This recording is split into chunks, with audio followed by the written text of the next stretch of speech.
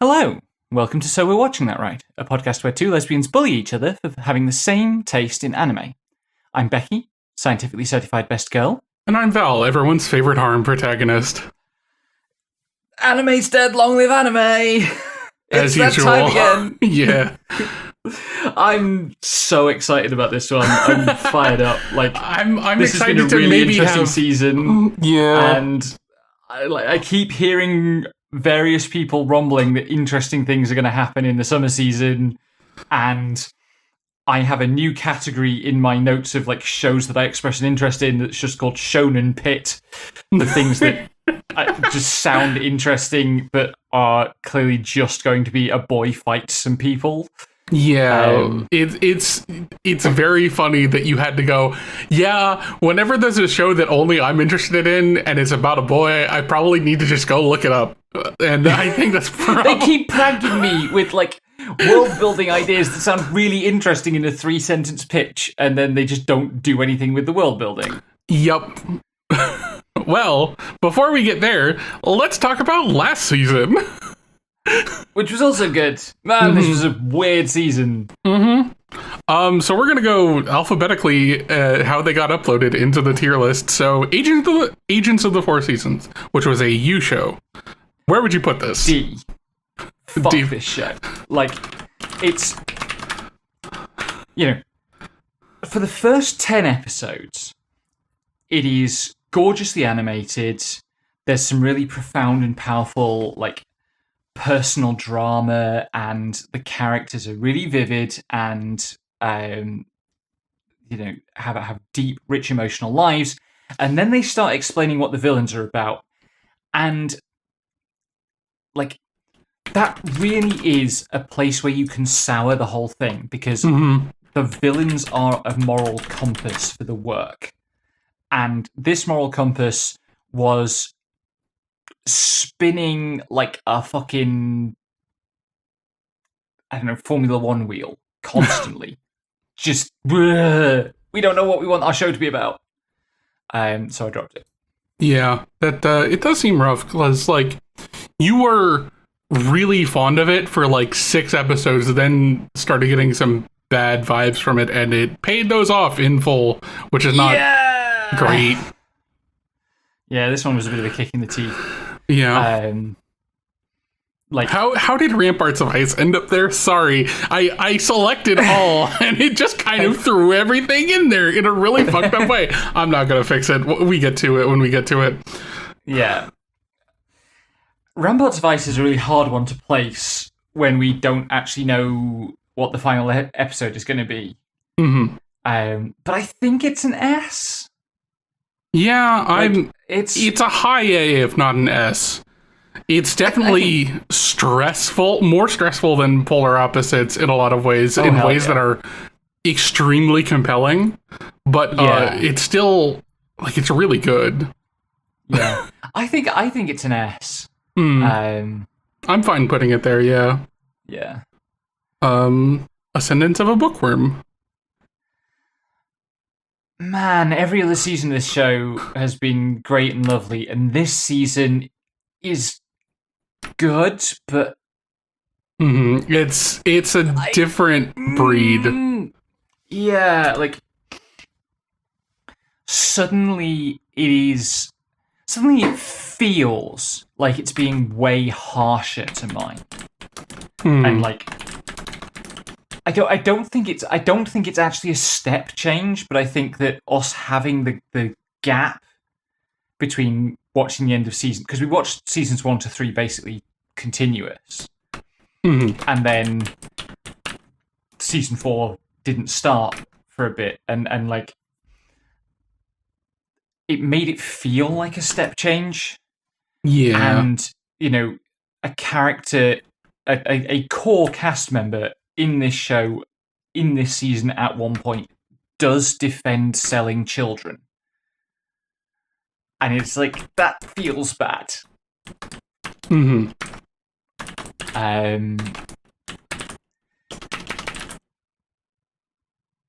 So...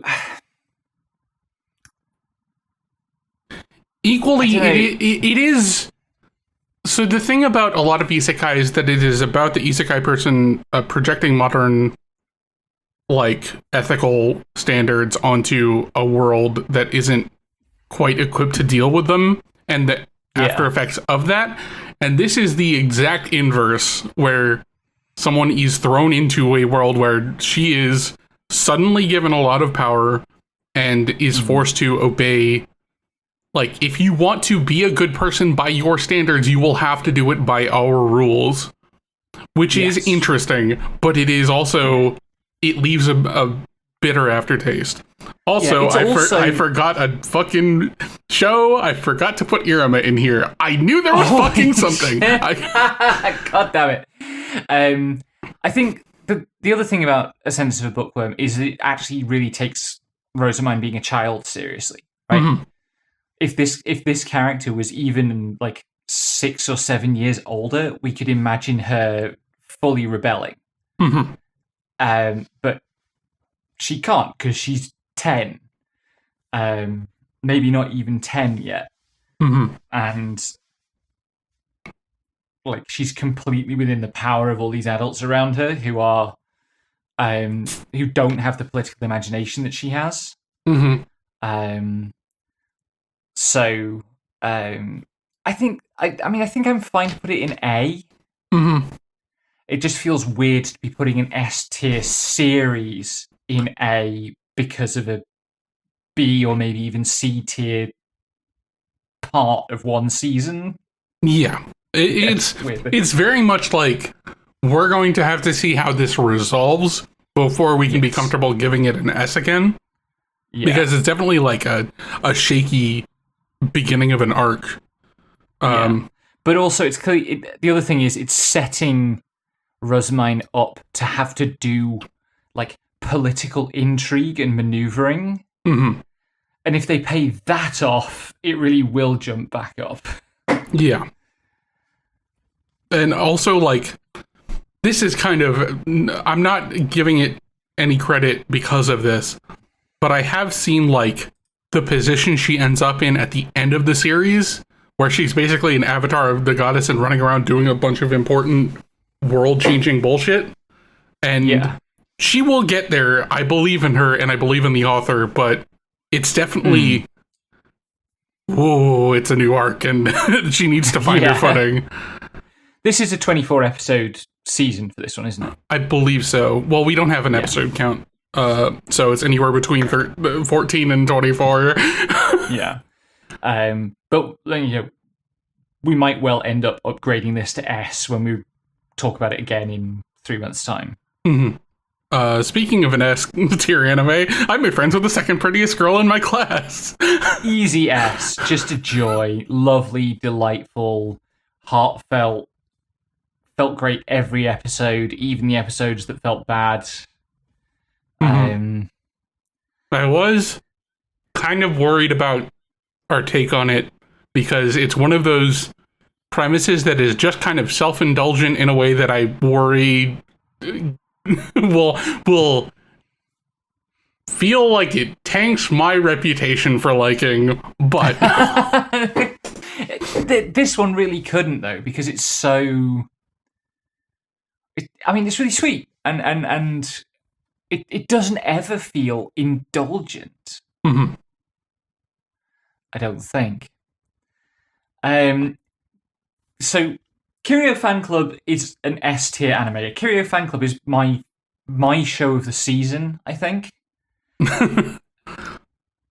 And I don't want to try to sum the whole thing up. I'll just say this: I never thought I would ever feel so emotional about a teenage boy declaring that he wants to poop in his own bath. What the fuck? That's the emotional climax of the entire show, and it makes perfect sense in context. That is the power of this show. And it's... Because, like, I said this in one of the episodes, teens are gross. And the way that we get teens in anime typically is very sanitized. Mm-hmm. And sometimes doing away with that means, like, we're worrying about teen pregnancy or drugs or something like that. And sometimes it means recognizing the fact that teens sometimes have really, like, just gross senses of humor. And Kirio nails that, and God, it's great. Good grief. Always a catch. How I punched my way into marrying a prince. Marrying a prince. This one's also a delight. I don't think it's as... I think it's probably high B. Like yeah, I think that's fair. Especially after the Ireneo episode. Yeah, it does get dragged down a bit late on. And I think also, like, putting this one in B strengthens the case for putting Observation Log in A. Because I think Observation Log just has a bit more juice at a very similar core dynamic. Yeah, well, there's more going... The core dynamic of Observation Log is a little more chewy, given the whole isekai angle, which I talked about the isekai villainous stuff in the latest episode of my stupid fucking isekai review show, because fucking God, why am I doing this to myself? Date my wife, it'll be funny. Yeah, Cecil in Observation Log just has more going on than Renato. Is it Renato in Always a Catch, or is Renato the aide? Renato, I think it's the prince. Right, yeah. Like, he's nice, but he's very nice, whereas Cecil is twisted in really fun ways. Eren the Southpaw is deceptive marketing, because Eren is only in like half the episodes. This is not about Eren the Southpaw. This is about Koichi, the aspiring designer, getting shafted in various ways in his effort to build a creative industries career. It is very, very real, though. Like, it punches real hard. It is impossible for me to feel like I'm placing this with much confidence until the final episode comes out on Tuesday. So I'm going to tentatively put it in A. Okay. It could bump up to an S. It could equally well drop anywhere further down. So, fuck knows, really. Viewers beware, you're in for an Eren. Viewers beware, you're in for a boy. Speaking of boy, even a replica can fall in love. How do we feel about this one? I feel like I'm going S a lot early. But it feels like... I mean, this show punched so far above its weight relative to what we were expecting. You keep saying we. I had read the first light novel, before starting this show. I think even you were a bit surprised by it, though, right? Not as much as you are, but I was definitely more prepared for the tone and where it was going, but it was handling things pretty deftly. Yes. Yeah. I mean, where would you put it? Probably an A. Yeah, let's go A then. I think overall it's very well written, but yeah. I don't think it, like, everything's kind of washed out. Like, there's a permanent vignette that I thought they were going to do something with, like, oh yeah, now when you're seeing things from Now's perspective, everything has kind of a vignette because she doesn't feel like she's, attached to reality. But now that's just permanent. That's an art style thing. I was like, okay, that's a little disappointing. Yeah. Ghost Concert, missing songs. This isn't. This is a bad story, like a poorly told story, with such bold and right-headed thematic power that it is really lifted out of its mediocrity. Like, as a metaphor for the current situation around Gen AI, this is incredible. Really can't recommend it highly enough. As a story, it is a mess, and the lore, the world building is just incomprehensible. Which makes it very hard to place. Mm-hmm. You know, I think in terms of the experience I had, it's a high A verging on an S. In terms of recommending it to others, it's more like a B. And so I think I'm going to say put it in B. Mm-hmm. For diversity, if nothing else. There is also that, yes. Here's another one that's difficult to place. Mm-hmm. Highboro's New Game Plus. Another series I had foreknowledge of and wasn't expecting you to get so in on. But it's doing pretty well. Yeah, no, it's a good show. It's a good show, and I like, the go back and relive your childhood thing. And like fix it. Have your childhood better because of how you've grown. It could so easily turn into a very self-indulgent fantasy, and like I've cracked before that this is my objection to the Persona games, for example, and especially Persona 4. But this show really thoroughly resists that. Like everything Haibara does to, have learned from his past mistakes has a cost to it in terms of hurting the people around him. And the show ends very forcefully on that note. It sure fucking does. In a way, this time I feel fairly comfortable using the we here. Yes. We are still reeling from how this show ended. Yes, every time I had to prep something for this tier list or like this episode, I would just like, God, Haibara really fucking ended like that, huh? With no season 2 announcement or anything. Yeah. There are still 5 volumes of the light novel left to cover. They could. They could. I think it's an A, because like it definitely could have been.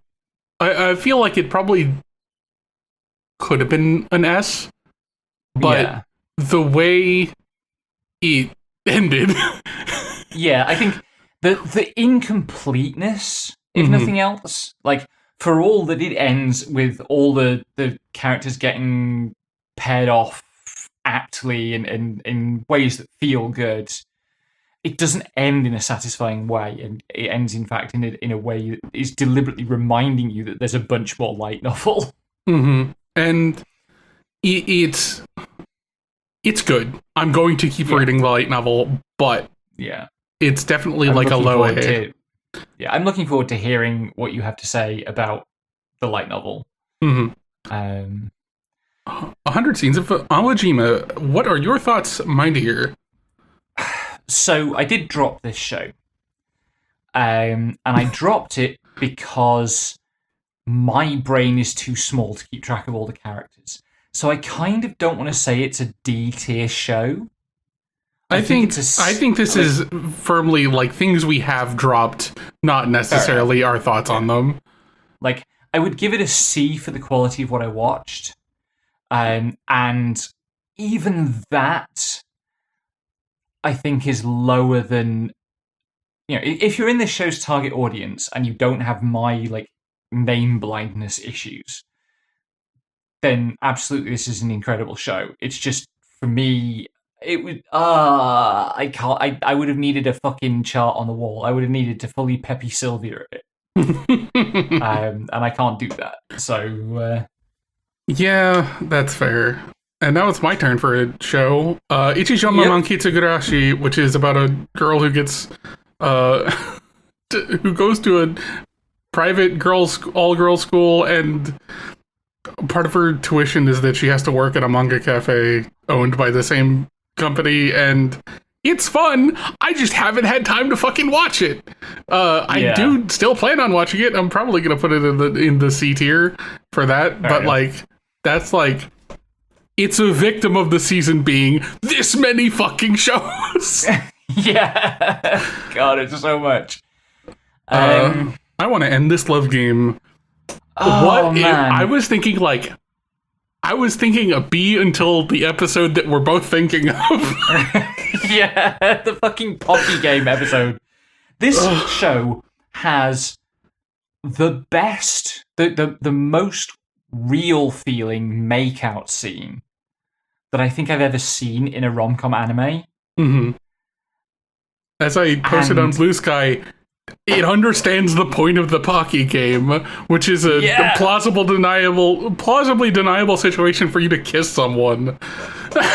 And the other thing it gets is the kind of magnetic thing that happens when you start kissing someone, where it's really hard to stop. Mm-hmm. So many anime kisses are really chaste, and like they kiss once and then they pull back and that's it. In this, they fucking go for it. Yep. And it rules. But this show could have done so much more if it hadn't basically been one joke over and over and over for 10 episodes before we got to that point.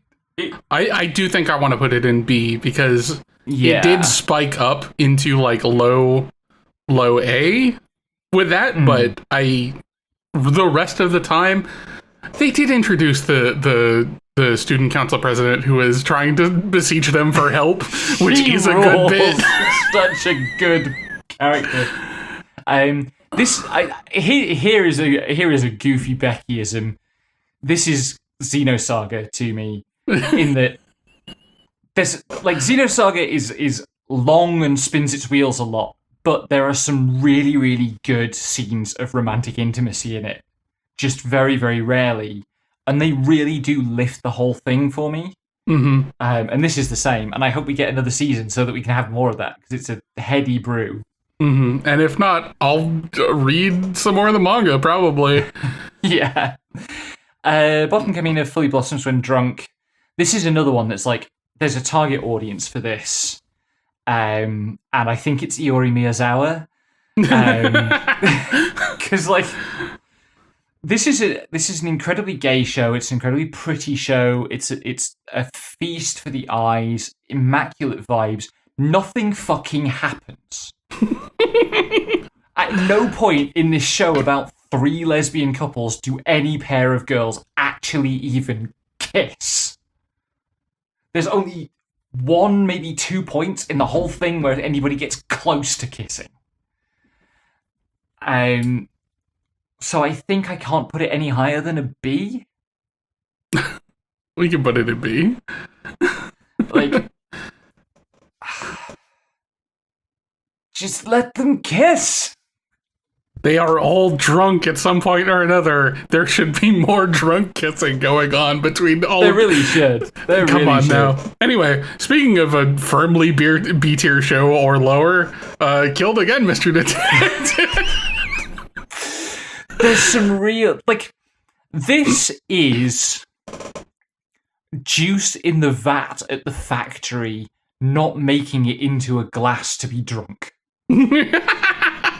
There's so much, like, hilarious, goofy nonsense under the moderately unsatisfying detective show that this is. It's like somebody tried to take Detectives These Days Are Crazy and build an actual detective show on top of it. Yeah, while also making it a harem show. Yeah. I mean, the harem stuff's good. It is. That's the problem. I'd rather have that than whatever's going on here. Yeah. Especially when they introduce the orb in the final episode. The orb. This boy is gonna get hit on by an orb. And maybe hit by an orb. Probably also hit by an orb.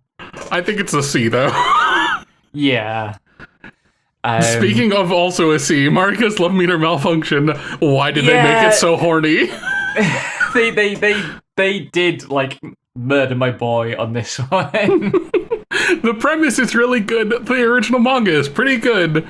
And for some reason, we got, like, 6 chapters worth of quote-unquote plot, and all of those were attached to really stupid fantasies about the main girl watching herself get cucked, basically. Yeah. And it's not even, like, funny cucked stuff, unlike a show that we're coming up on later. Yeah, that's true. It's just kind of a disappointing show overall. Most things that are in the, 5-minute horny slot.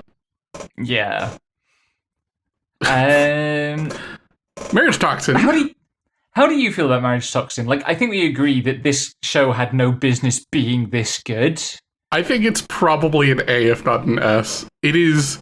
Yeah. All of the girls are so good. They're so good. I think it's an A.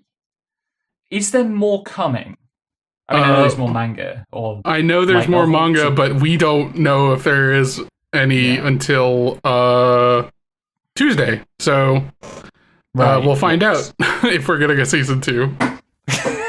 Wildest possible move. The last 5 minutes of the episode are all the girls get together and go, you know what?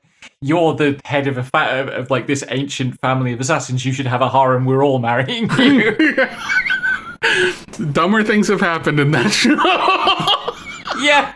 It would rule if that was the ending.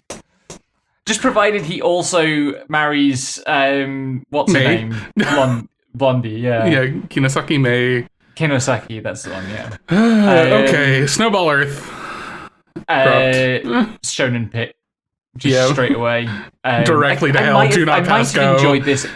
Might have enjoyed it in a less busy season if I was more familiar with, like, Super Robot. Like, old Super Robot stuff that it's referencing, but I'm going to have a controversial pick for the Angel Next Door Spoils Me Rotten Season 2. I think it's, like, high C. Yeah, it's, like... I think I would go higher myself, because I did look forward to it every week, and I seldom felt disappointed, but also so little happens, and it is plagued with the thing of nobody being willing to acknowledge that sex is real. Mm-hmm. It's so chaste, and yet it wants to make drama out of the fact that Amane is like feeling horny. It just not even feeling notably horny, just like he wants to hug his girlfriend. Yeah, but Japan has weird physical boundary issue stuff. Yeah, so and he's also like scared of becoming horny. Yeah, I think. Anyway, yeah, I think for a show that I enjoyed, it's definitely a high C, but not much higher. The Strongest Job is apparently not a hero or a sage, but an appraiser provisional. This show is stupid, and I think I enjoyed it more than Angel Next Door. Fair. I'm gonna put it in a B. Yo-Yo Sensei, why is it me again? Again, I have not watched all of it, but if you can put up with the premise, it's weirdly cute about everything. And good. It's more that the teacher is accruing a harem of girls who are trying to do their best to make her feel welcome in her class, and also the main character boy is there. Speaking of, and also the boy is there. Gals can't make eye into a otaku. No, you can't do that with this show. This is the Polly show. The boy is kind of essential. Look at the fucking title. It's literally just the girls, and also in the back he's there. That's true. That's the key visual. It's an S. Yeah. I'm putting it an S. Fair, yes. I think... Yeah, I'll put my faith in the show. Let's call it an S. Well, the show itself, S. Yeah. Where the manga is going, I'm nail biting about where I got stopped because I caught up and I'm dying. Speaking of where it stopped and killing me, Kill Blue. Yeah, this really just kind of ended, didn't it? Yeah, it was like... Anyway, see you next season. We are getting another season. I think it's a B. Yeah.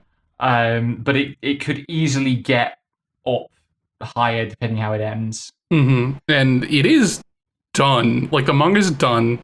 It covered the anime season 1 covered 30 chapters of 115. So, like, they have room for 2 or 3 more seasons. Yeah. So we're probably going to get those over the next several years. And I'm going to just read ahead because the way they ended season 1 was, here's a horse girl who is fighting to steal the main character away from the main female character. She rules. She rules. And also, what the fuck is happening? Right, yeah, we don't, like, it leaves, it's the second most in the middle of shit ending of an anime season I've ever seen after MF Ghost, which literally, this season 1 ended in the middle of a race. That's so fucked. Yeah.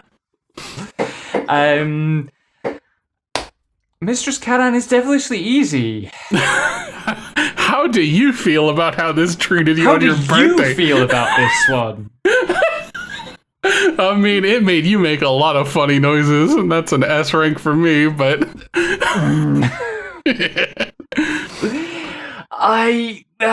No, I refuse to give this an S. I'm so angry. But I think it's straightforward. It's definitely an A. Mm-hmm. It probably deserves to be an S, but I refuse. Brett. Anyway. I did kind of get topped by this show. And now we have that on recording, so that's cool. The klutzy class monitor and the girl with the short skirt. S, this I think. Is good shit. Yeah, it's real good. I had no context for this going into it, so I was just like, oh, this will probably be cute. Wow, did it, like, just come out swinging. Yeah. It is crazy good. Yeah, Poem and Togo are really, really, like, it has so much energy and so much chaos. Mm-hmm. And then every so often it just settles down and it just has Poem and Togo hang out. And they're so chill together. Yeah, and everything works out in weirdly cute ways. It works out so cutely that they could throw in a fucking meta move of having the two characters who weren't paired off hit it off as if they're going to get paired off and then do a bit about how they hate it when everything gets wrapped up neatly like that. Yep. And then the narrator goes, and any romantic tension that was there is now annihilated by them, which is great. Chat Atelier, we watched the first episode together. I was meaning to watch it on my own. I've been watching it with my girlfriend Soul. It's fun. We're definitely going to keep watching it. But it's definitely the victim of a very busy season, and it's not exactly up my normal alley, so I'm going to put it in B. Petals of Reincarnation. Fuck this show. Yeah. Like, just straight up, like, sympathy for Mr. Hitler. Yeah. It's so bad. Like, the politics of this show ruin everything. And then there's Iruma. Mm-hmm. A literal demon who is much more likable than Hitler. I'm putting this he's in not S. a literal demon. It's very hard to argue with putting this in S after Iruma asking Amory to dance. And also the music festival performance, which was crazy. Yeah. To adapt from a manga, too, is just like... Yeah. Oh, that's... Yeah, it's great. Yeah. That ended up more balanced than I was worried it was going to. This is, like... There are so many shows here where some element of them is an S, and then a bunch of other stuff about them pulls them down. Mm-hmm. Like a really, really, really hard collection of shows to rate in some ways. Yeah, definitely. Anyway, that was spring season. Mm-hmm. And now, summer season. Stop streaming. Stop screen sharing. I've got my document ready. Let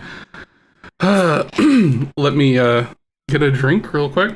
And Val is going to read me the 3-sentence synopses of all the shows for summer season, and I'm going to react. I have no knowledge about any of these shows, basically.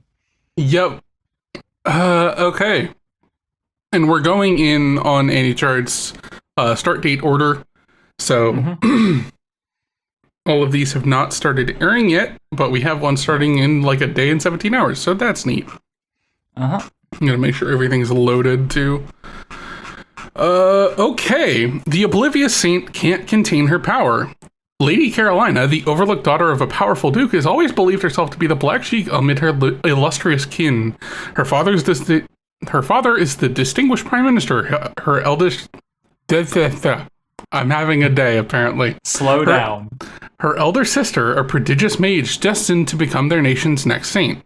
In comparison, Carolina resigns herself to a quiet existence in their shadows until a sudden and unexpected royal decree alters her destiny, thrusting her into a political marriage with the formidable, quote, bloodthirsty prince of the neighboring empire of Malcosius. Determined to prove her worth, Carolina takes a bold step into a world fraught with both political and mortal peril. As royal obligations intertwine with hints of true love and the stirrings of her own latent power, Carolina moves ever closer to understanding what it truly means to be exceptional. We have seen so many takes on this. And I think we only stuck with one of them. What's the source material? The source material is a light novel. Which you haven't read or anything? Nope. Do you want to try an episode of it, or are you happy to... Yeah, I think trying an episode or two of it will... It is a drama series, so not likely to be as... I think it's more like the... What's that? The one with the purple girl. I forget. There's so many fucking shows. Yeah. But the one purple saint. Too perfect saint. That's the one. It would probably be more in that region. Which is the one we stuck with. Yep. What's the title? The Oblivious Saint can't contain her power. I shall put it in maybe. Okay, Bang Dream, you made Infinity Mita. You're probably watching that, but I'm not. Yeah. I don't need to read the description. Especially since I learned this afternoon the band from it is called Ica Dumb Rock, which is great. I think this says it's spotlighting the band members in Mugen Dai Mu-Type. They're all... Okay, different band. Yeah. Dara-san of Reiwa. Clouds blacken the sky and sheets of rain turn the mountain forest into a treacherous maze. A landslide crushes a razor wire fence and buries a no trespassing sign. Two young siblings wander into a dark world where they do not belong, and a long horrid shadow rears up to meet them. Anyway, so that's how we met Dara-san. She might look kind of scary, but just wait until you get to know her. Look, I'm a god of misfortune, okay? Aren't you kids gonna freak out about my grotesque visage? Oh, that sounds like I want to have a look at it at least. Yeah, I think... And it's not Shonen Pit territory, is it? No, it's comedy horror twin siblings. Okay. I think one's a boy, one's a girl. Are we putting that in maybe, or are we watching? I'll put it in maybe. Okay. Dara-san, was it? Dara-san, yeah. D-A-R-A of Reiwa. Gotcha. And then Hanakimi Season 2. I want to pass. Yeah, I also want to pass. Do I feel like I must continue to atone for past sins by watching it? Don't. I don't know. Do not feel obliged. Yeah. We have enough stuff that we need to worry about. You don't need to throw yourself into the weird gender pit. At least do it with a more interesting gender situation than that. Okay. I'm creating a separate category for Hanakimi Season 2. It just says Hanakimi Season 2, Hanakimi Season 2. Yep. Okay. The Villager of level 999. Blah, blah, blah. Monsters did not always exist in the island country of Hexaldoria, once known as Japan. But once monsters appeared, their numbers grew in an instant. 80% of the world is now too dangerous for people to live in. With the monster's arrival, the world bestowed classes upon its people. Classes are assigned at birth, and most people live according to them. There are 8 competent classes. That's capitalized, by the way. Like a proper noun, because the rest of these classes are. Fighter, hunter, cleric, warrior, mage, merchant, thief. That's misspelled thief. And 3 special oracle classes, king, sage, and hero. The weakest... Fucking sight. The weakest class of all is villager. However, Koji Kagami became level 999, the highest level that no one had reached before. When he met the daughter of the Demon King, the world started to change. I was so uninterested until the daughter of the Demon King bit. Yeah. Do you know anything about this? Nope. I'm willing to give it a shot. Let's give it a shot. The villager of level 999. Okay. Chainsmoker cat. Yanni is a cat girl with a seriously bad smoking habit. She smokes so much that her apartment smells like ash and is littered with cigarette butts and plenty of other trash. Every time she tries to quit, she becomes weak to the cravings and gives in almost instantly. Will she ever get her life together, or is she doomed to live as a chain-smoking slob forever? Question mark. It's on Netflix.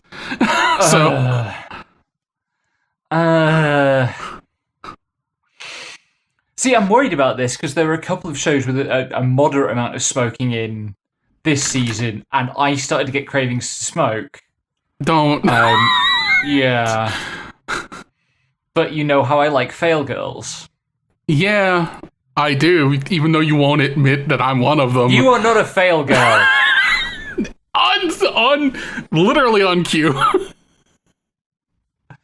No, I think I'm going to pass on this one.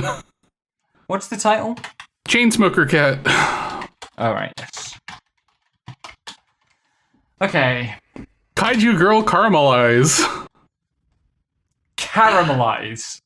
Yeah, or it's caramelise. Suffering from a rare incurable illness that causes frightening changes to her body, loner Kuroe Akaishi spends her high school days avoiding all her classmates, especially class idol Arata Minami and his groupies. But when Arata starts making her heart skip a beat with irritating regularity, Kuroe discovers that her illness actually has a make that monster secret. Romance turns her into Lovezilla, literally. So we're watching that, right? Yeah, probably. What was the title? Kaiju girl caramelize. Do you know anything about this one? Not that, no. Besides having seen this and knowing this was coming up.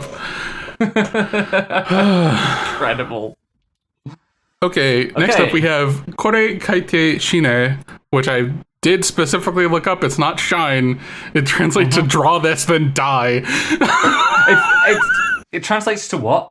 Draw this, then die. Okay.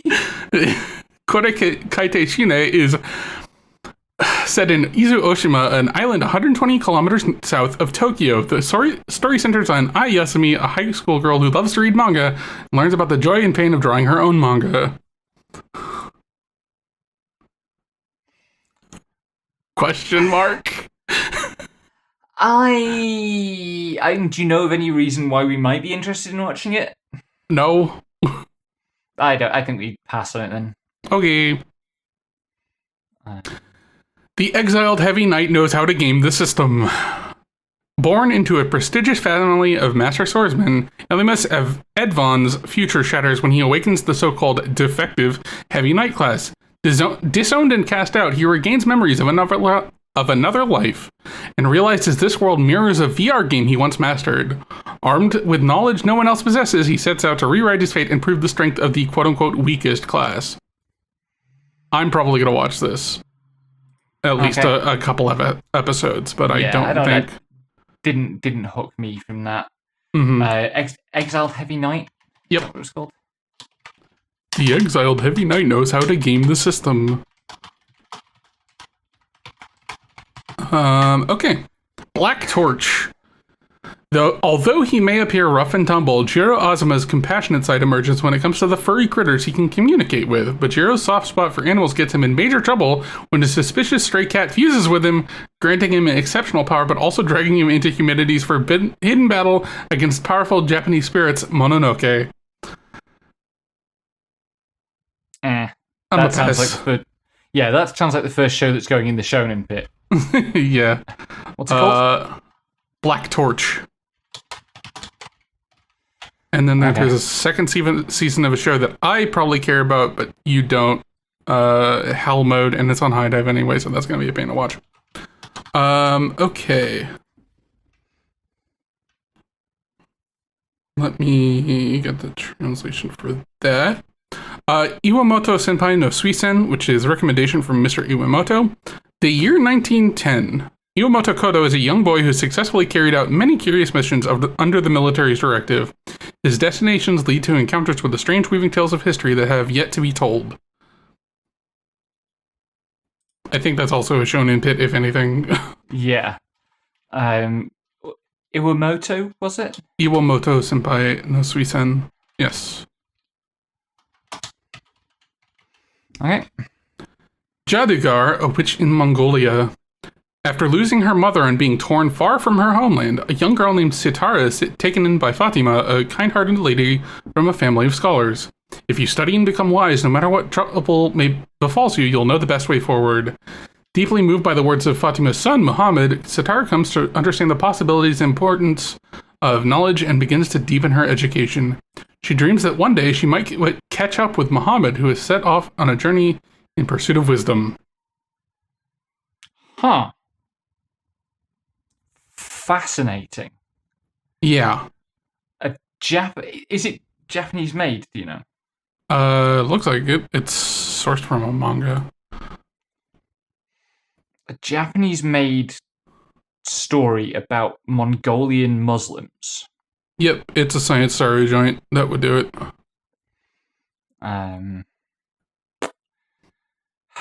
Maybe I'll give it a look. Mm-hmm. I'm probably going to pass on it. Jadugar. Jaadugar. A witch in Mongolia.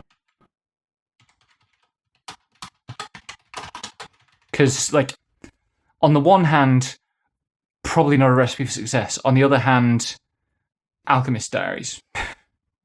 Mm-hmm. So, we'll see. Alchemist Diaries, huh? Apothecary Diaries. Yeah. I was almost right. I was thinking either you were thinking Journal with Wish or Apothecary Diaries. Either way would have been not quite. Yeah. Okay. And then there's Skeleton Knight in Another World Season 2, which I'm watching. Sorry about my little brothers. The manga centers on high school student Ito Hazui. During her spring break at the end of her first year of high school, Ito's mother remarries, and Ito moves to live with her new family, becoming Ito Narita. Upon arriving at her new house, Ito is shocked to learn that she now has 4 younger stepbrothers. Ito tries her hardest to get along with all of the new members of her family, but the eldest brother, Gen, is a bit cold to her. However, under his aloof facade, he occasionally shows his kindness. This is a rom-com, so... Mm-hmm. In the...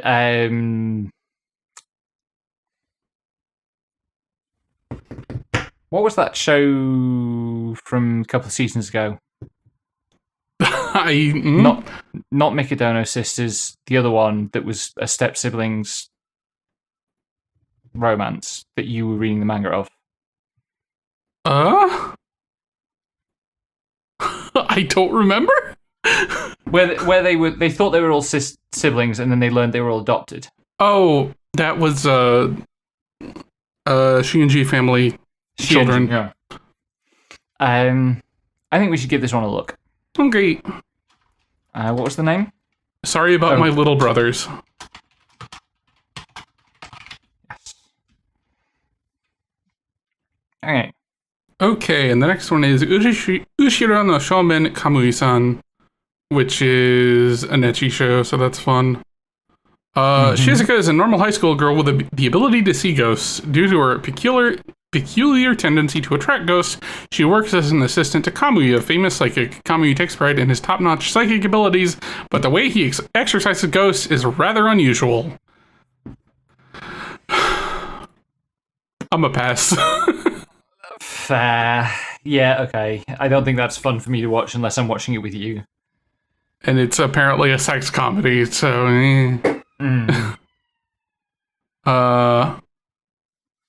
Grow-up show, Sunflower Circus. The anime's story is set in the late 1950s and early 1960s during the height of Japan's economic boom, when the circus is a major form of entertainment. Different circus troupes travel throughout Japan to perform and compete for a chance to participate in the world-renowned festival called Circus Collection. One troupe called the Sunflower Circus, led by its ringmaster Maria, travels around Japan to perform despite struggling with financial difficulties. However, they meet a circus prodigy named Mizuka Tsurumaki. This is a story of a one-of-a-kind circus show of young girls with big dreams. I'll maybe it. I'm a pass. For me, yeah. Sunflower Circus, was it? Yep. Grow up show Sunflower Circus. Mm-hmm. That's season 2. There's season 3 of Hyakuno. We're watching that. Wait, that? Oh, fuck.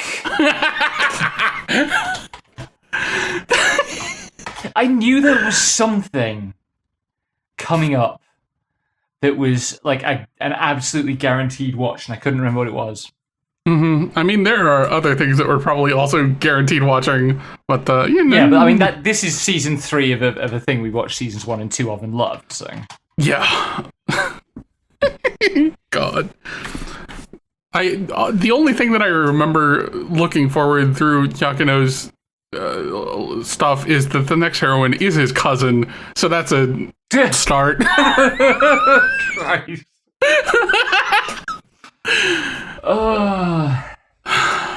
Anyway, let's go Kaikigumi. The horror comedy manga begins one fateful day when the cowardly unnamed protagonist meets Michiko, the leader of the Kaikigumi organization, which is in charge of ghosts and supernatural creatures scaring humans. The protagonist somehow takes part in the revival of the Kaikigumi, after which one bizarre, yet not scary phenomenon after another crops up around him. This sounds like Shonen Pit territory. Yeah. I'm probably more willing to give it a shot than the other Shonen Pit stuff, but like still, nah, probably not. What was it called? Kaikigumi something? Let's go Kaikigumi. Okay. We're not watching Magical Girl, Lyrical Nanoha, exceeds Gunblaze Vengeance. No, we're not. But that fucking title is so good. Every time. That title is so good. Okay, here's a new thing that's definitely getting good, so we're watching that right. Rich girl caretaker, I'm secretly the caregiver of the most popular rich girl in this rich kid school. Yeah, sure, so we're watching that right. You have to have some feeling in it. Anyway, a poor high school boy, Itsuki Tomonari, got caught up in a kidnapping attempt on Hinako Konohana, a young lady from one of Japan's largest conglomerates. On the surface, Hinako appears to be a brilliant and beautiful young woman, but in reality, she is a lazy girl with no life skills.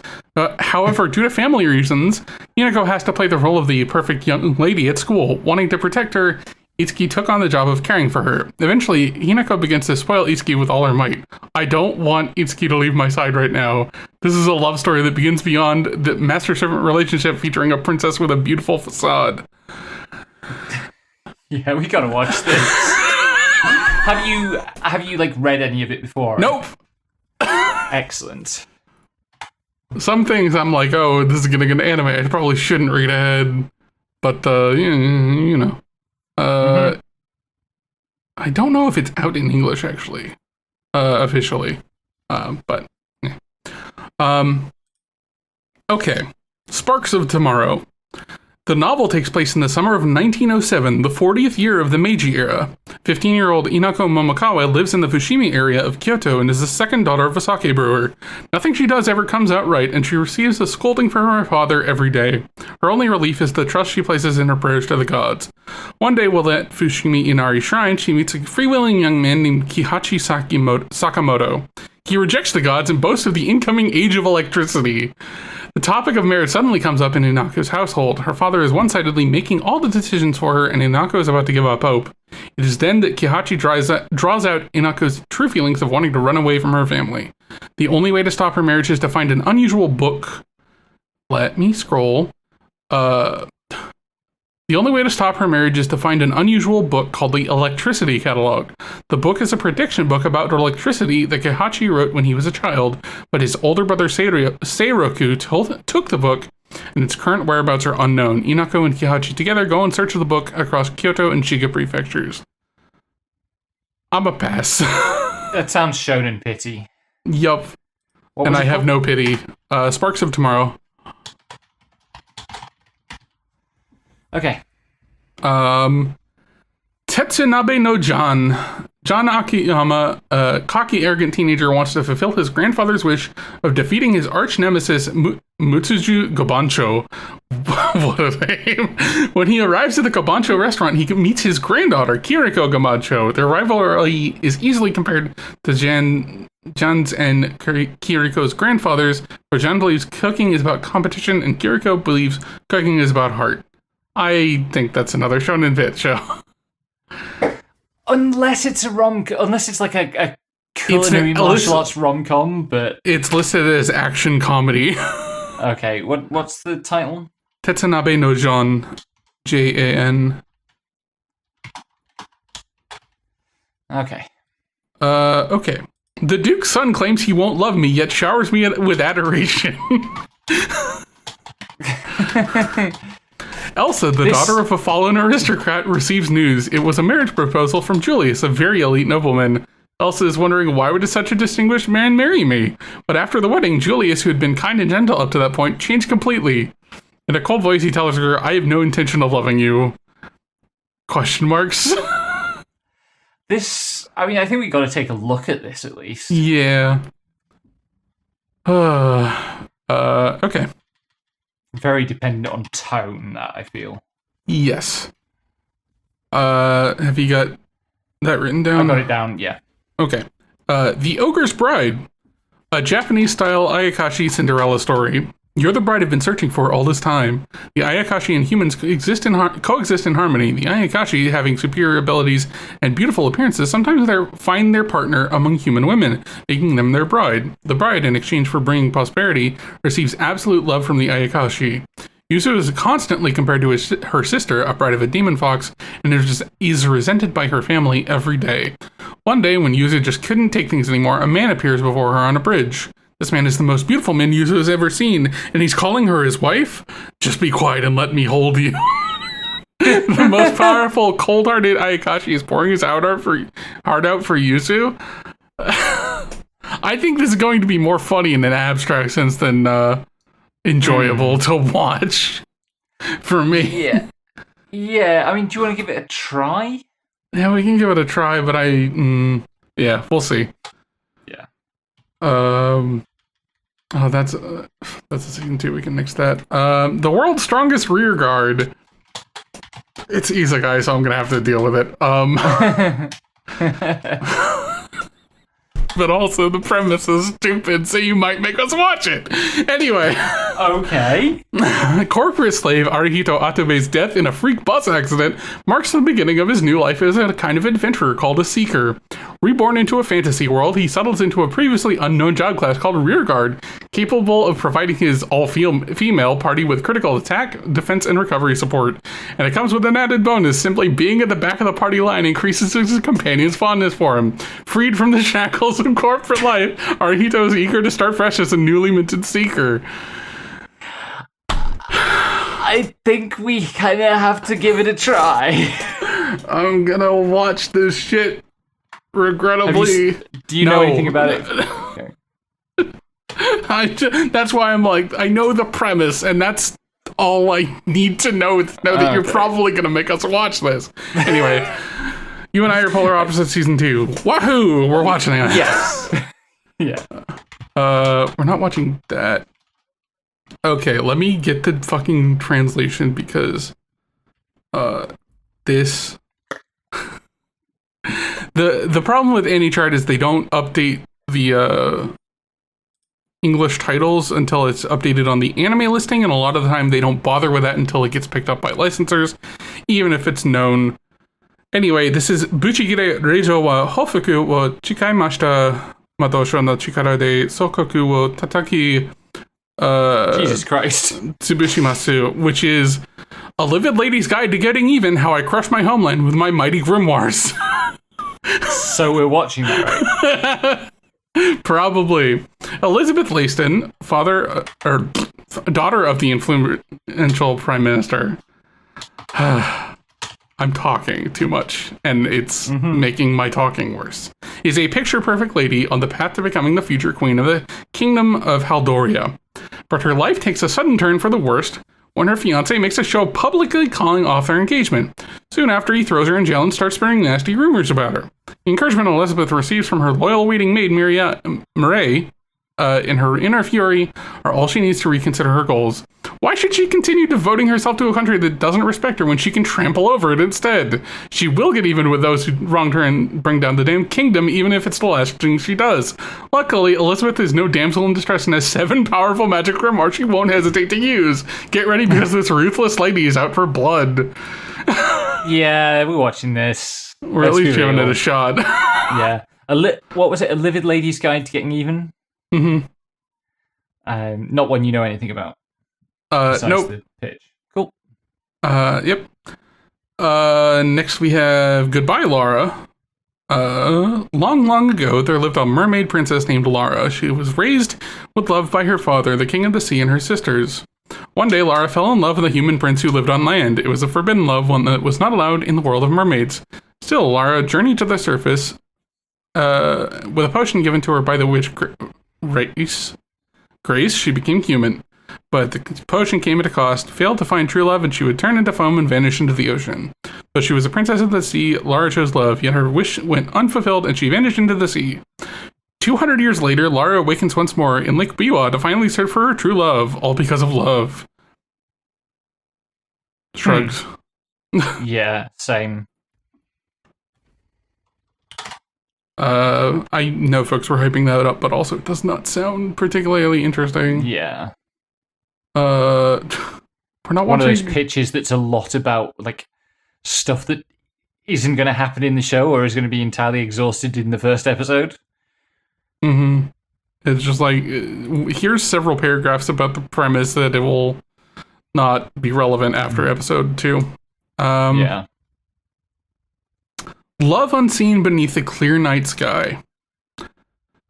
On an April night in Tokyo, still too early for fireworks, university student Kakeru Sorano meets a woman named Koharu Fuyutsuki. She is a beautiful girl who stands out from the crowd, laughs a lot, and exudes a warmth that can crash sharply with Kakeru's own introversion. But there was something Kakeru didn't know at first. She can't see. Unlike Kakeru, Koharu hasn't given up on anything, even with her blindness. She attends university daily, shows interest in clubs, makes friends, and dreams of launching fireworks one day. Kakeru wonders why when she can't see them, but maybe it doesn't matter, and maybe he can start moving forward too for the girl who's always been by his side. I'm willing to give that a shot. Yeah, I think that's to give that a shot. Not one you know anything about. Nope. Love unseen beneath the clear night sky on that one. Yeah. And Mushoku Tensei can eat my dick, so we're not watching season 3. Okay. Here's one I have read a lot of the manga for. Oh boy, was I wrong about her.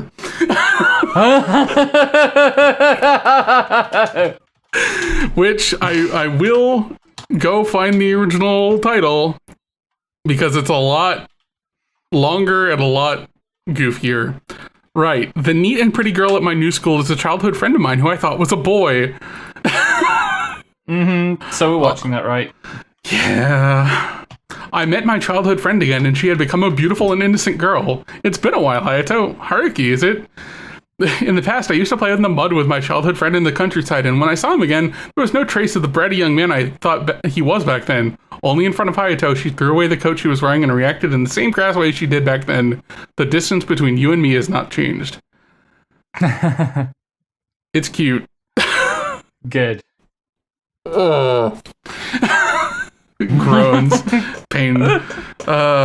Okay. The Forsaken Saintess and her foodie road trip in another world. Okay. Rin Takanashi, a caregiver in her 30s, was unceremoniously discarded as trash despite being summoned as a saint. However, as a lover of the great outdoors and all things camping, she was blessed with the special skill survival, as well as another unique skill. Thus, a riveting tale begins, one of sweat, tears, and insatiable hunger, as Rin, together with companions she picked up along the way, leisurely explores this parallel world and savors gourmet cuisine to her heart's content. Or so the story should have gone, but it looks like the road is going in an unexpected direction. Isekai protagonist in their 30s is good, though. I'm watching it. I'll put it in maybe. Yeah, let's throw that in maybe. We can watch that together, and we'll see if you'll stick with it. Yeah, I'm not super sure. It depends how hard it leans into the food stuff. Because foodie anime is usually not my jam. Yeah, I usually tolerate it for the character growth. Not when you know anything about. Yep. Okay, the insipid prince's furtive grab for the throne. Arnold, the 7th imperial prince of the Adrasia Empire, is called the insipid prince among people since his twin brother is genius and respected by all people.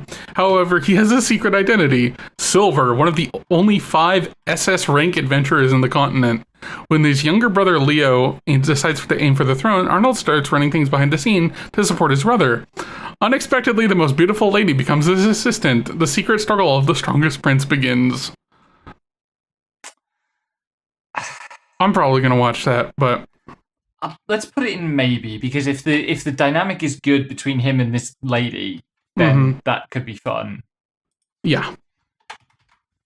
I'm pretty sure this is a Yuri series. Hold on. I think I've heard Eve talk about this. Yeah, I have. This is I Want to Love You Till Your Dying Day, which... this is the one that she's warned us about being, like, extra fucked up, right? I don't remember. Okay. I remember that she is mentioned reading it. Right. At the mysterious orphanage where Sheena lives, death is nothing new to its residents. Girls who no longer have families of their own, who are raised as weapons of war, taught to kill and take the lives of others without batting an eye. Everyone, that is, except Sheena, who wishes nothing more than the growing conflict around her to end. On the night of her roommate's death, Sheena meets a strange girl covered in blood who smiles despite the turmoil surrounding them. The next day, the girl... Come on, this site sucks. The next day, the girl appears as a new student in Sheena's class and introduces herself as Mimi. Initially thought to be a school myth, there are now whispers in the orphanage's halls that Mimi is their secret weapon, an immortal who cannot die. When Mimi is later assigned to Sheena's new roommate, Sheena's world grows even more complicated when she begins living with someone who loves and welcomes death, when all Sheena wants to do is stop it. I mean, I'm gonna watch it. Yeah, I'll probably give it a shot. Okay, put it in maybe. The Ghost in the Shell. I don't think I need to. I don't think I need to read the description for Ghost in the Shell. I'm probably also not going to watch it. So yeah, I will. Yep. Young ladies don't play fighting games. So this is one that has been coming for a while. Kuromi Girls Academy is a refined, elegant school that expects the very best in deportment from its young ladies. I got into this peerless rich girls institution on a scholarship in hopes to grow as lovely as her fellow student and idol Shiri Yui. But Shiri Yui hides a terrible secret. She's a trash-talking, combo-chaining, newbie-stomping, ruthless hardcore gamer. Could a mutual indulgence in no-holds-barred video game combat grow into a deeper rapport between these two girls? Yeah, we're watching that. Yeah, probably.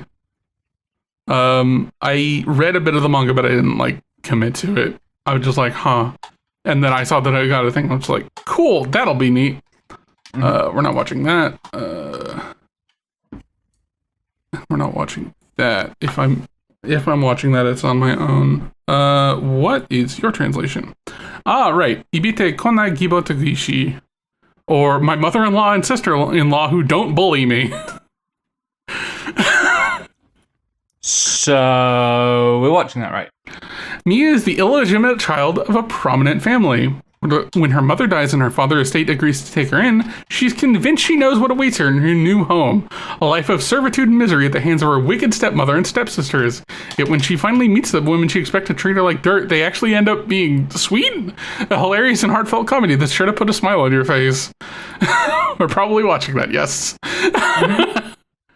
Do you know anything about it? No. I feel like... Actually, hold on. Let me see if I have read any of the manga. Because I feel like this would be something I would stumble across on accident.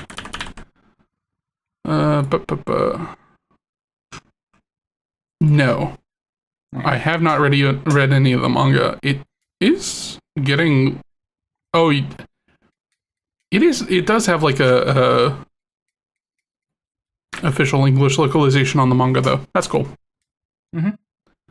Sora wa Akai Kawa no Hotori is our next show. Which, let me...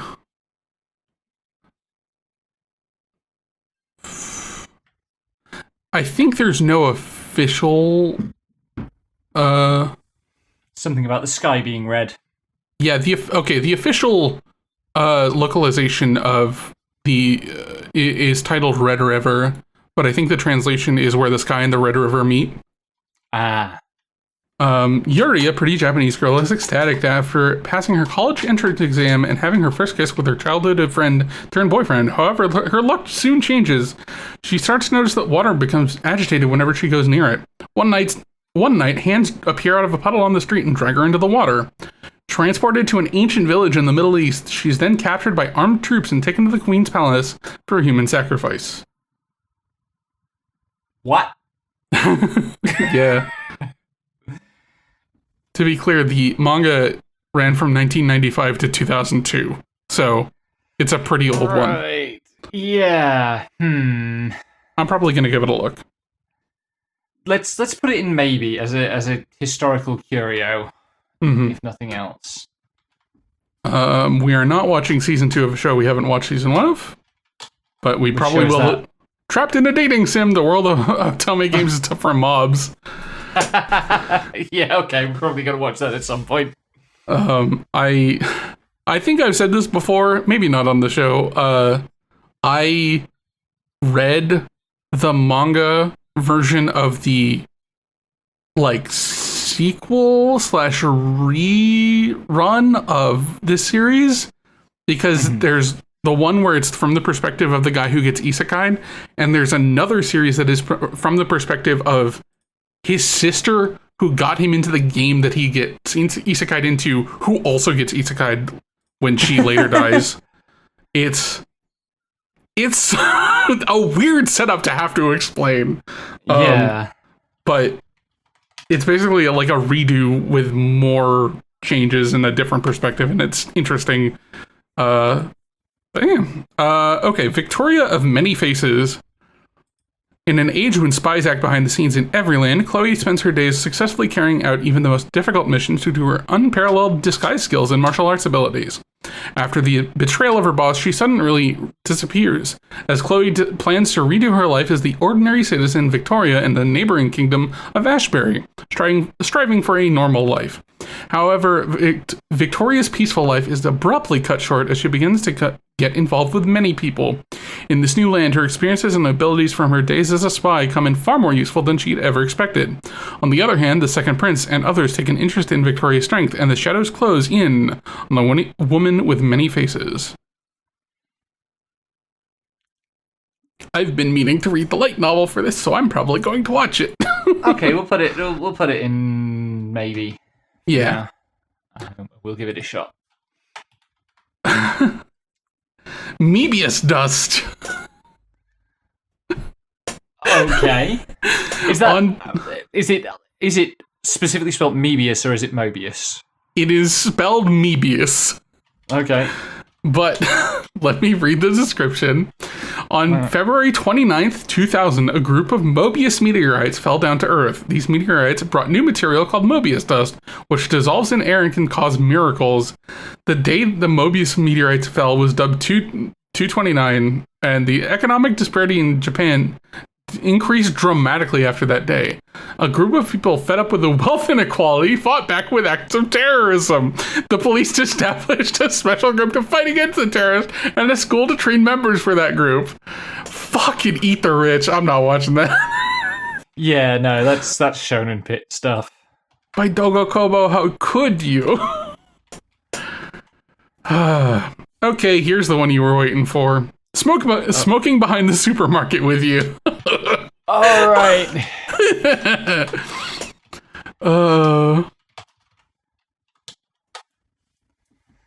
Okie dokie. At age 45, office worker Sasaki has had enough of the corporate grind. His only solace is smoking, and the friendly smile of supermarket cashier Yamada. When Sasaki can't find Yamada after a particularly trying day, a striking woman invites him to smoke with her. The despondent man thinks he's made a new smoking buddy in the cool, teasing Tayama, but Sasaki doesn't realize he already knows her. We're watching that. It does sound like it, yes.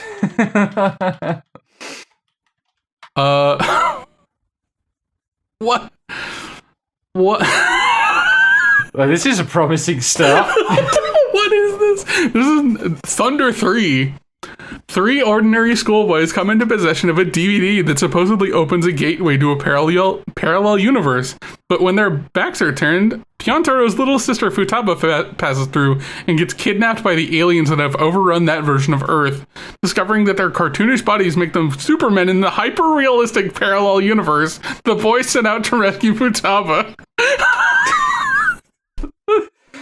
I think we have to give that a try. Okay. I have to, at least. It sounds Shonen Pit to me, but I'll give it a try if you're giving it a try.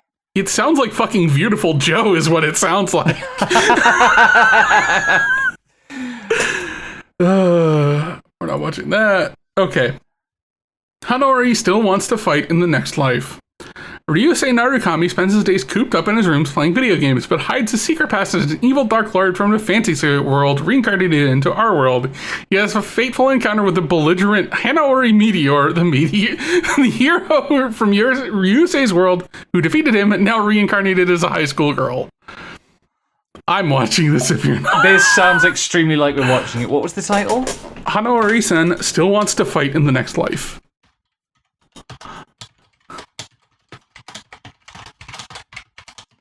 Yeah, that sounds like it's going to be up our alley. The trailer for it made me go, we're definitely fucking watching this if Becky sees this ahead of time. And even with just that synopsis, I'm like, yeah.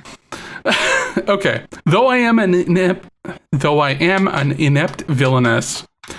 As maidens from the 5 clans so battle for the that right. Shut up. Let me finish the fucking description. I just wanted to demonstrate that I can still jump in earlier. Though I am an inept villainess. What's the rest of the title? No, that's the one. Let me finish the synopsis. Okay. As maidens from the 5 clans battle for the crown prince's heart, jealous Keigetsu uses forbidden magic to swap bodies with her beloved Reirin. Switching places does not guarantee happiness for Keigetsu, with her new body's ill health leaving her hanging on the verge of death. Meanwhile, Reirin, now wearing the face of a scorned outcast, must answer for Keigetsu's crimes in a dangerous trial. The unlikely pair become increasingly entangled in each other's lives, and they will need to work together to survive after discovering the dark conspiracies brewing beneath the palace's genial surface. To confront the deadly threats lurking in the shadows, Reirin must embrace her new identity and defy their expectations of the court's inept villainess. So, we're watching that, right? Probably. I'll put that in, maybe. I'm putting it in, so we're watching that, right? I mean, you fucking can do whatever you want. I'm putting it in maybe because I don't know how that tone is gonna go. Yeah. Okay, let's move on to the shorts. We're not watching that. We're not watching Bungo Stray Dogs. We're not watching that.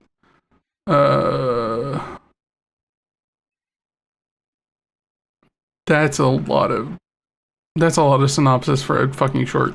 Anyway, we're gonna scroll down to the OVAs and the ONAs, and I'm going to have my opinions on things probably. Right, heroine, saint, gnome, and all works made, and proud of it. I will become the world's most wonderful maid. With her skirt fluttering in black and white, the girl shouted. Her name is Melody. A reincarnated former Japanese girl, she now pursues a dream in her new life, working as an all-purpose maid for a poor count's family in the kingdom of Theolas. When she makes it, even cheap tea turns into a luxury brew, and a dilapidated mansion is quickly restored anew. Cleaning, serving, hunting, DIY, leave it all to her and her powerful magic.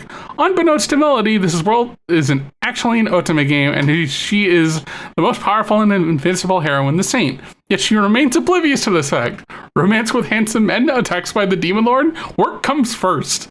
A fantasy of misunderstood work that unknowingly shatters destiny. So we're watching that, right? Probably, yes. And does it say how much of it there's going to be? No. Okay. But it's a OVA or ONA or something. Yeah.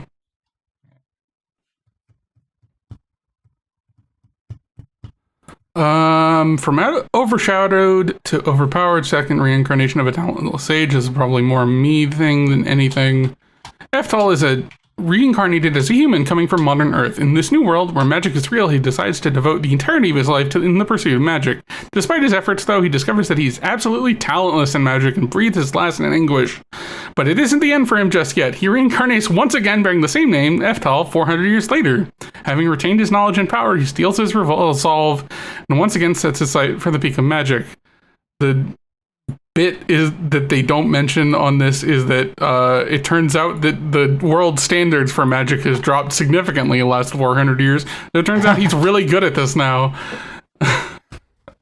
Goofy that does as sound hell. Like a you show. Yeah. The Cat and the Dragon. Okay. Your favorites. Pretty much. The story follows a fire-breathing, human-hating dragon raised by a mother cat in a forest. The dragon, known affectionately as Uncle Wing, watches over the many curious cats. Such as one that goes on an adventure with a human prince, and another lives in the city and people watches as a hobby, and gradually warms up to humans along the way. I will see if that's Yeah, I think we give that a look. Yeah.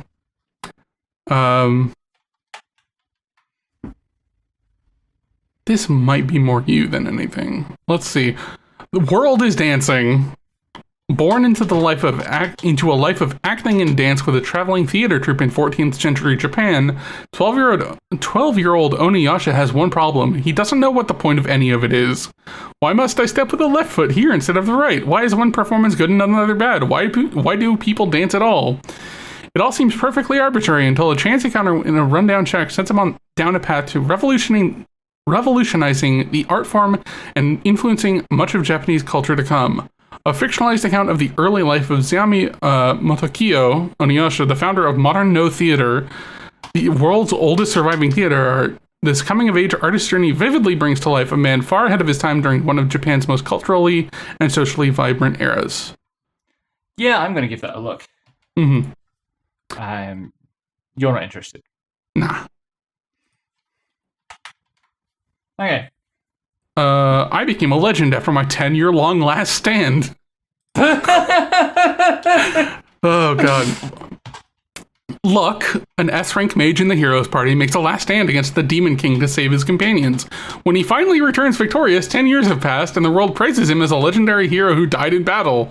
Unable to reclaim his former life, Luck conceals his identity and begins again as Locke, an F-rank adventurer, forging a future in a world that moved on without him. I'm definitely watching it. It's so fucking dumb. Have you read stuff from it? Okay.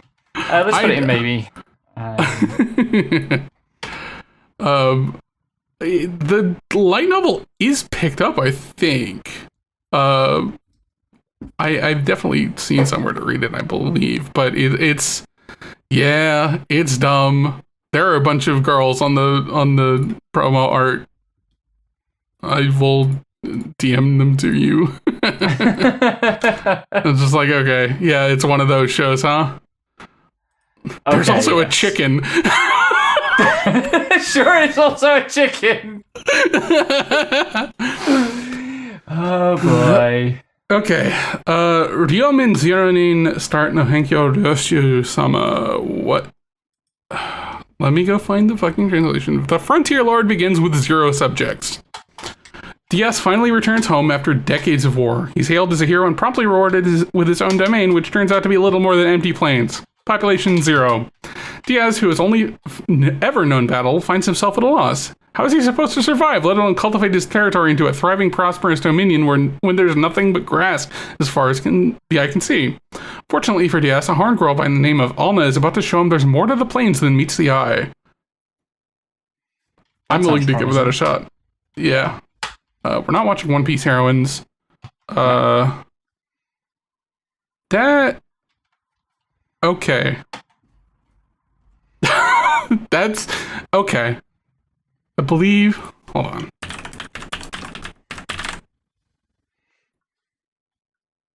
Yeah, that's a Beale show. Perfect addiction. Akihito is a college student obsessed with looks and sex, but he can't stay the handsome yet aloof Sae. Things come to a head when Akihito is shot down as a singles mixer by a girl who set her romantic sights on Sae. Furious, he follows Sae to the hotel district where he learns Sae's secret. He's gay and a bottom. Sae confesses he's been having trouble feeling pleasure from sex. Breaking through Sae's mental barriers is exactly the lovemaking challenge Akihito needed. It awakens something in them both. Will they ever be able to control themselves again? I'm a pass, but good on ya. I'll put it in maybe, I think. Have fun. These are all still OVAs? Yeah, OVA, ONA specials, yeah. Jesus. And then there's Pat Labor. In August. But that's everything except for the movies. Right. Don't forget about the Shibo Yugi movie coming out in like 2 weeks. We won't be able to watch it for a while longer because I don't think it's going to hit streaming for a bit. But keep an eye out for it. Yep. Okay. Let's count these up. 1, 2, 3, 4, 5, 6, 7, 8, 9, 10, 11, 12. A light load in the So We're Watching That Right category. Finish the rest of the list. 1, 2, 3, 4, 5, 6, 7, 8, 9, 10, 11, 12, 13, 14, 15, 16, 17 maybes. 2 shows, 1 OVA and 1 movie in my definites. Plus 5 maybes, and then 6 in the Shonen pit, which proves the worth of that category already. Mm-hmm. And then Hanakimi Season 2 in the Hanakimi Season 2 box. Yep. And then I have 4 shows listed for you. Exiled Heavy Knight, Hell Mode, Skeleton Knight, and... No, Hell Mode I'm not watching. I haven't watched Season 1. Oh, okay, sorry. Exiled Heavy Knight, Skeleton Knight, Overshadowed to Overpowered. Mm-hmm. Okay. Well, that's that. That's that. You want to do the roundup? Oh, shit. Forgot about that. That's fine.